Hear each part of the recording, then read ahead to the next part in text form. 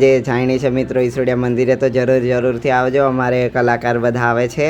અમે રસોડાની તૈયારી કરી દીધી છે. અમારે સરતાન કાકા સાથે બધા ભેગા થઈને હવે ચાલુ કરી દીધું છે કામ વાસણો ધોવાનું. પછી બનાવીએ બુંદી અને સાથે બધા ફળિયાવાળા ભેગા થઈને રસોડું સાફ કરે છે. અને અમારે લાઇટો બગડી ગઈ હોવાથી અમારે પંકજભાઈ નીચે ઉતારે છે અને રિપેર કરીએ છીએ. અને આ બાજુ અમારે પ્રોગ્રામ સ્થાન માટે શૈલેષભાઈ મંડપ લઈને આવી ગયા છે. તેની કામગીરી ચાલુ છે. અમારે મંડપ બાંધવાવાળા છે. એક આ બાજુ રહ્યો અને બીજા છે 2-3 જણે ઉપર ચડ્યા છે પતરા ઉપર મંડપ બાંધવા માટે, પકડવા માટે. અને બીજી બાજુ આ મારી મંડળી અંદર બેઠી છે બધી.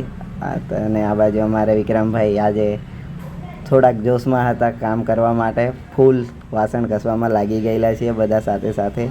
અને આ બાજુ રસોડાનું ચાલુ થઈ ગયું છે. હવે બધું બુંદી બનાવવાનું છે. બુંદી અને હોલિજન બગડી ગયેલો હોવાથી ખુલતો નહોતો. અમે જેમ તેમ કરીને અમારા પંકજભાઈ ખોલવા માટે બેઠી ગયા છે. અને આ બાજુ અમારે સરતાન કાકા થોડુંક ભાષણ આપ્યું કે અમને સીધા રહો, હમણાં શાંતિ રાખો.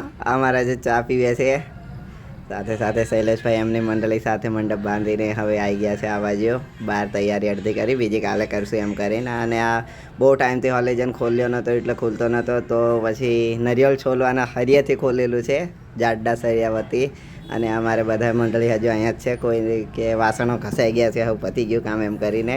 ત્યાં સુધી આપણે જાણી લઈએ કે સાંજે અમારે કાર્ટૂન નિવાસી કલાકાર શ્રી રાકેશભાઈ અને મુવાડાથી બેન્જો માસ્ટર શ્રી મહેશભાઈ તથા સાથે ગુંદીથી તબલાવાદક શ્રી દિનેશભાઈ આવી રહ્યા છે. તો બધા સાંજે આવજો મિત્રો, ખૂબ મોજ કરીશું સાંજે.